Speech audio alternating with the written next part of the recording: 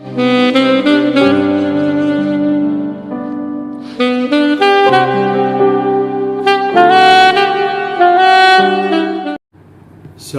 puji Tuhan, kita berjumpa lagi dalam materi channel hal yang perlu Anda tahu.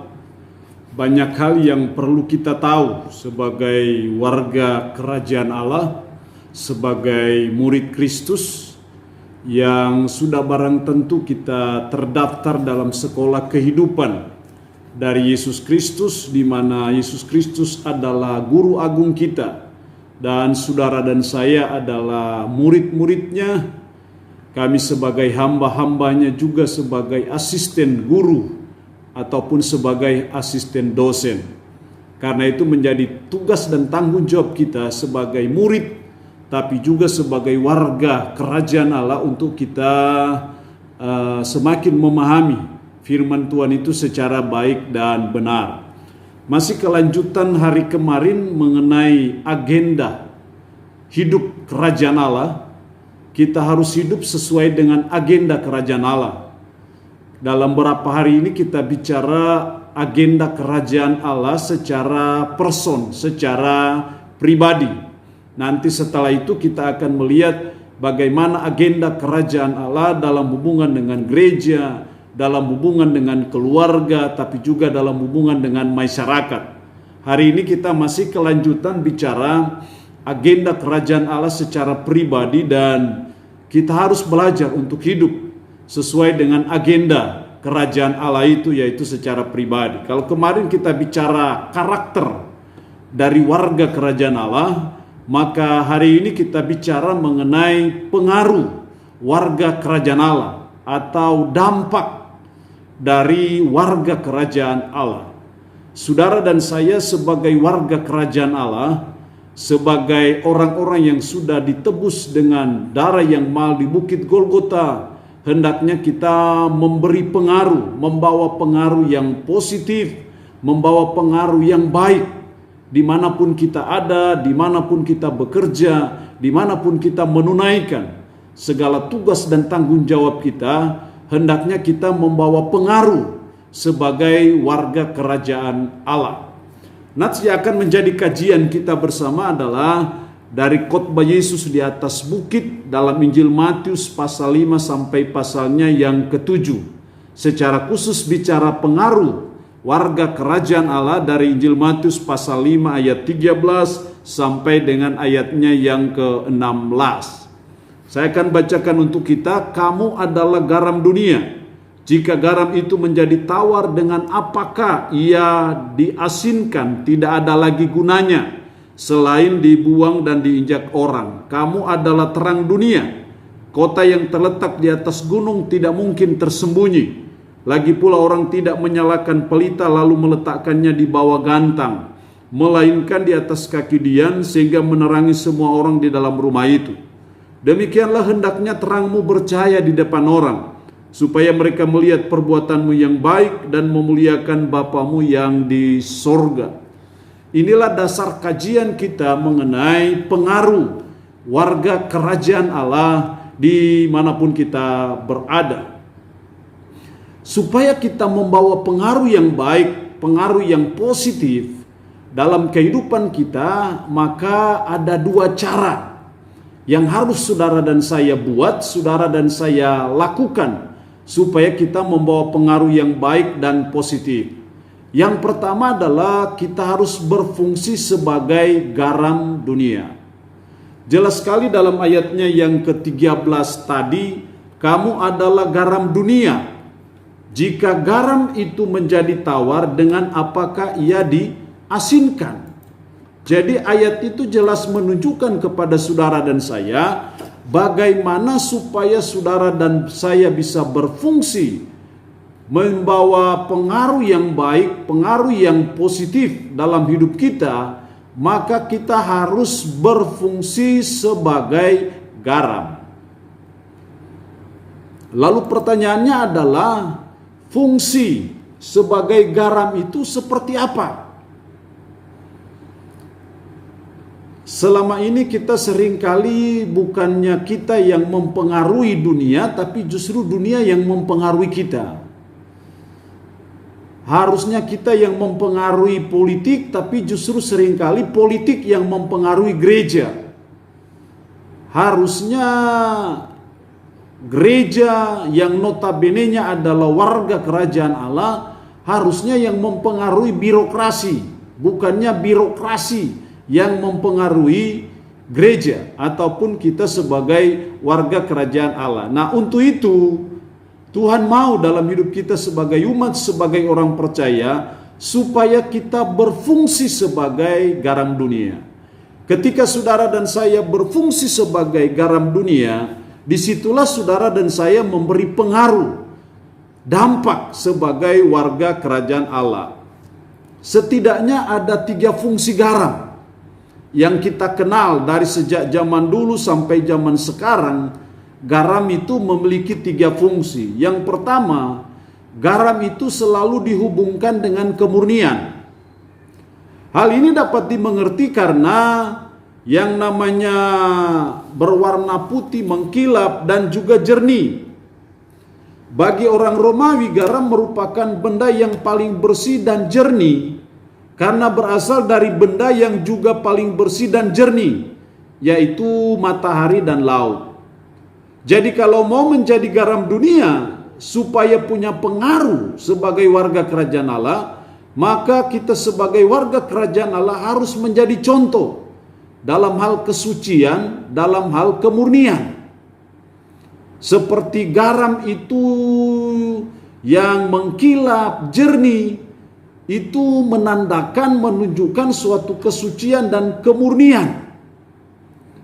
Karena itu dikala dunia yang kita tempati mengalami degradasi, mengalami penurunan standar norma-norma, baik itu norma kejujuran, norma kerajinan bekerja, maupun norma moral, maka kita sebagai warga kerajaan Allah harus tampil sebagai pribadi yang memegang teguh norma yang tertinggi, baik dalam hal kejujuran, tingkah laku maupun moral kita, sehingga kita bisa mempengaruhi dunia yang ada, mempengaruhi dunia kerja kita di mana kita ada karena kita berfungsi sebagai garam dunia, yaitu dalam hal kemurnian ini.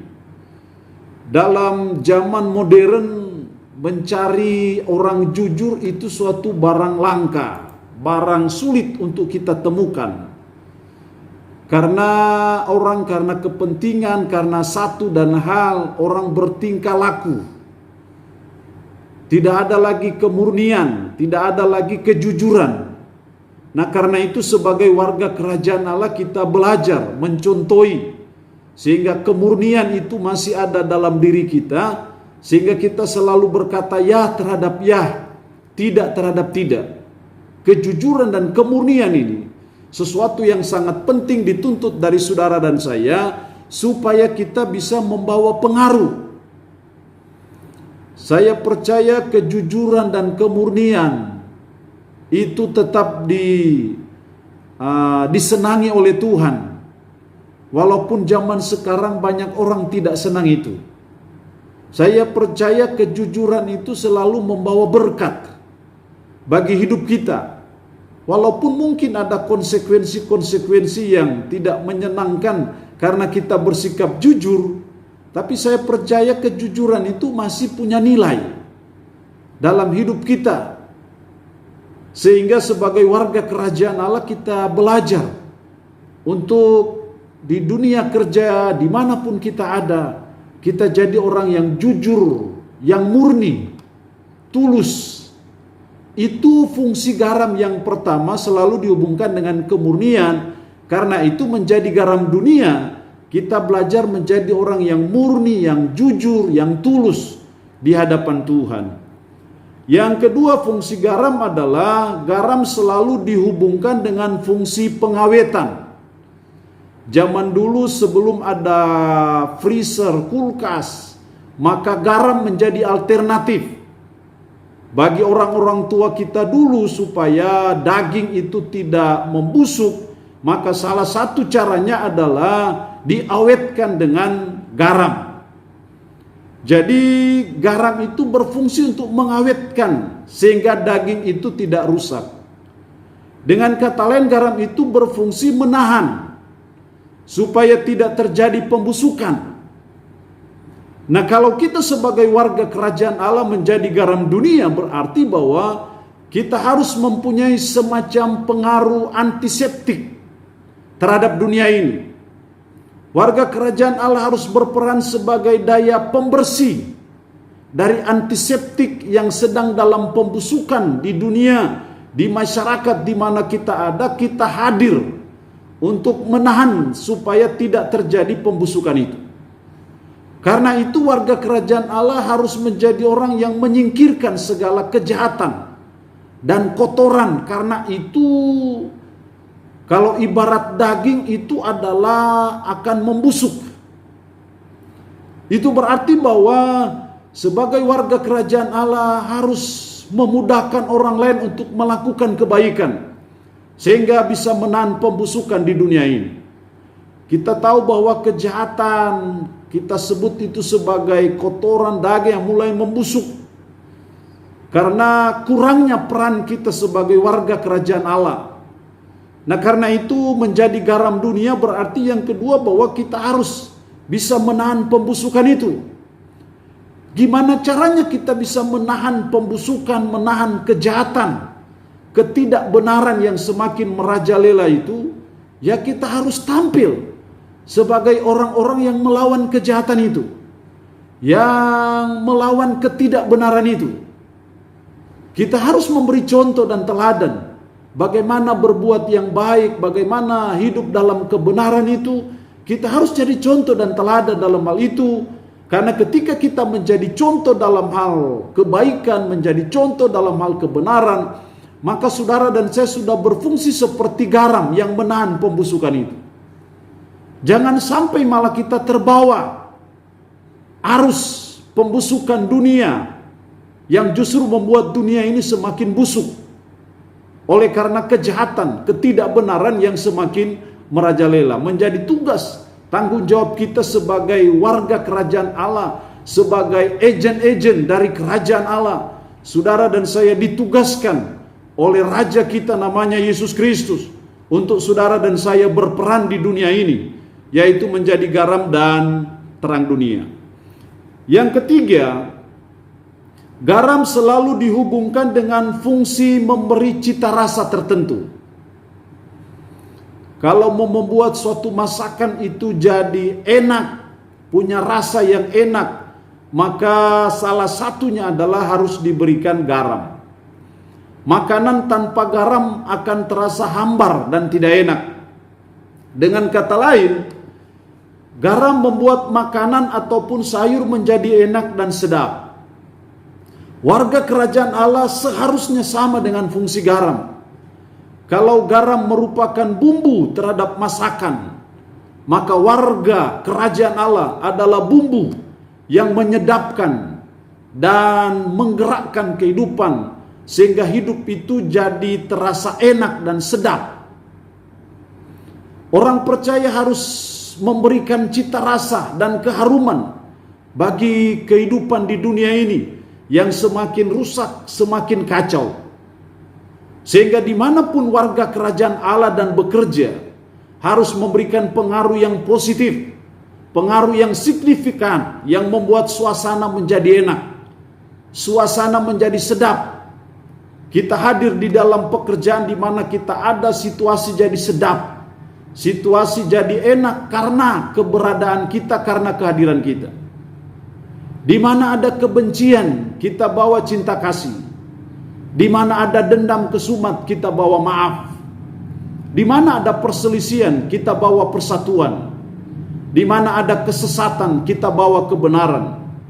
Di mana ada kemunafikan, kita bawa kejujuran. Dan di mana ada kebimbangan, kita bawa iman. Di mana ada duka cita, kita bawa sukacita.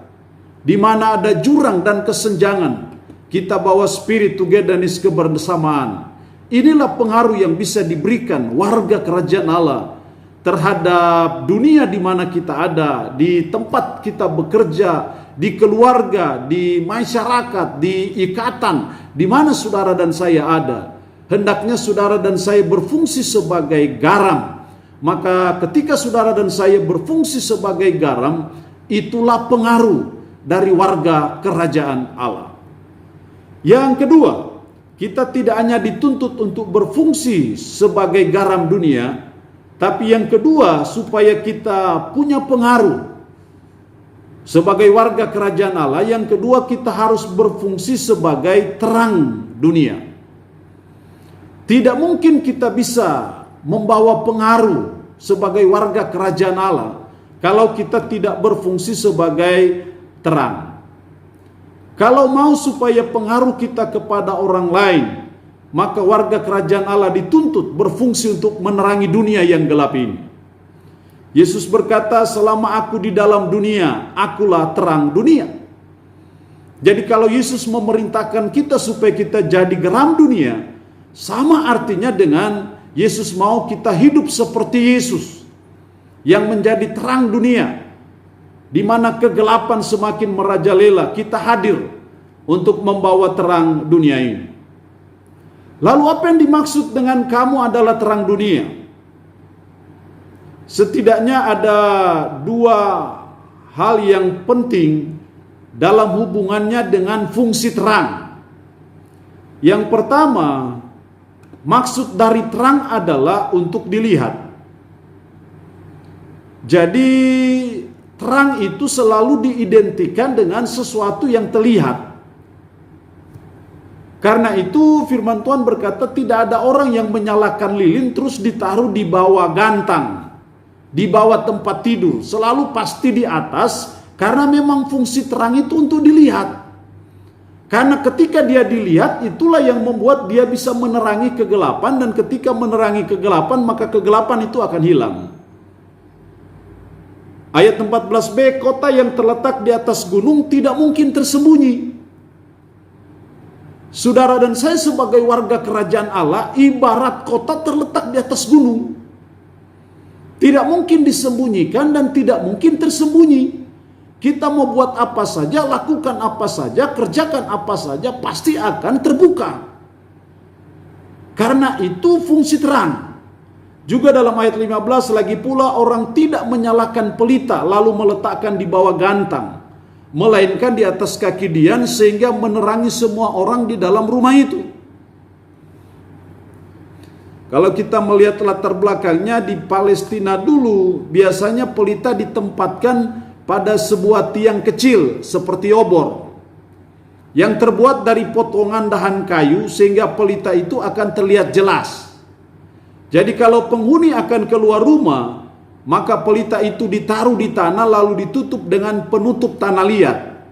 Dengan demikian pelita itu akan tetap menyala, tetapi aman dari kemungkinan kebakaran. Sejajar dan seiring dengan gambaran di atas, maka warga kerajaan Allah adalah saudara dan saya dilihat secara nyata. Warga kerajaan Allah harus terlihat nyata di dalam kehidupan sehari-hari. Warga kerajaan Allah harus nampak di dalam cara memperlakukan orang, baik di rumah, di kantor, maupun dalam pelayanan. Warga kerajaan Allah harus nampak dalam cara bekerja, cara bergaul, cara melaksanakan tanggung jawab, cara memperlakukan sesama, cara berbisnis, cara kita melayani, cara kita membangun keluarga. Ini harus terlihat. Sehingga akan terlihat jelas perbedaan kualitas dari warga kerajaan Allah dengan yang bukan warga kerajaan Allah. Kualitas kita bekerja harus nampak, nyata, terlihat. Orang bisa rasakan kualitas kerja kita. Tapi kalau kita kerja seenaknya, kita kerja semaunya, tidak memberi sumbangsi, ya itu namanya ibarat lampu kita bukannya taruh di atas, tapi lampu lilin justru kita taruh di bawah tempat tidur. Tidak terlihat. Kualitas kerja kita tidak terlihat. Kenapa kita kenapa kualitas kita tidak terlihat? Karena kita kerjanya orientasi untuk salary. Orientasi untuk dapat uang saja. Bukan hanya itu, kita bekerja itu juga adalah ibadah kita kepada Tuhan. Makanya firman Allah berkata, lakukanlah segala sesuatu dengan segenap hatimu, seperti untuk Tuhan dan bukan untuk manusia. Biasanya salary itu akan mengikuti, upah itu akan mengikuti. Kalau owner, kalau pimpinan melihat kinerja kita bagus, pasti akan dipromosikan. Tidak mungkin tidak dipromosikan. Tapi kalau kita sering menunda-nunda pekerjaan, kita terikat dengan jam kerja,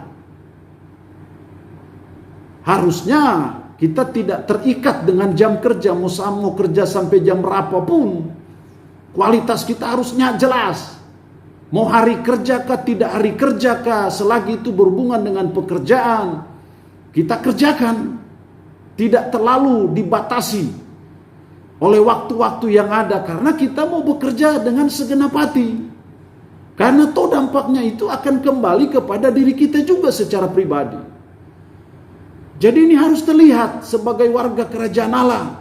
Kita harus jadi contoh teladan dalam bekerja, dalam melaksanakan tugas dan tanggung jawab. Jangan hanya kerja karena ada pimpinan, hanya cari muka ke pimpinan. Harusnya kita ada pimpinan, tidak ada pimpinan, tetap kita kerja baik. Karena ini pertanggungjawaban kita kepada Tuhan, bukan kepada pimpinan. Itu hanya secara organisatoris saja. Tapi sebagai warga kerajaan Allah, kita harus melihat marketplace itu, dunia kerja itu sebagai suatu ibadah saya kepada Tuhan. Karena itu saya mau melaksanakan pekerjaan saya sebagai ibadah, sebagai penyembahan saya kepada Tuhan. Karena saya percaya ibadah itu tidak hanya dibatasi di dalam ruangan gereja. Dalam pekerjaan pun itu ibadah. Ketika kita melakukannya dengan segenap hati, ketika kita melakukannya seperti untuk Tuhan, maka itu juga suatu ibadah kita kepada Tuhan. Nah, karena itu suatu ibadah, maka kita perlu melakukan sesuatu secara baik.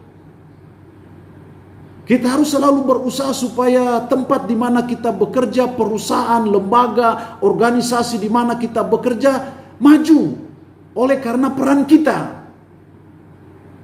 Kita ada monumen-monumen yang kita buat, yang kita usahakan, yang kita kerjakan di suatu perusahaan, di suatu lembaga di mana kita bekerja.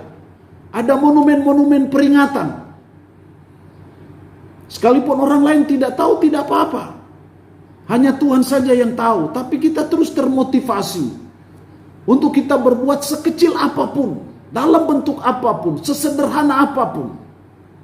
Kita harus punya andil, kita punya sumbangsi terhadap lembaga, terhadap organisasi, terhadap perusahaan di mana kita bekerja. Motif kita harus selalu seperti itu. Maka saya percaya kita sudah berfungsi sebagai terang dunia, dan kita sudah membawa dampak, pengaruh yang baik, yang positif di mana kita bekerja. Yang kedua, fungsi terang. Yang kedua adalah terang adalah pembimbing. Di sungai-sungai yang besar atau di laut dan juga pelabuhan-pelabuhan sering dipasang lampu-lampu navigasi.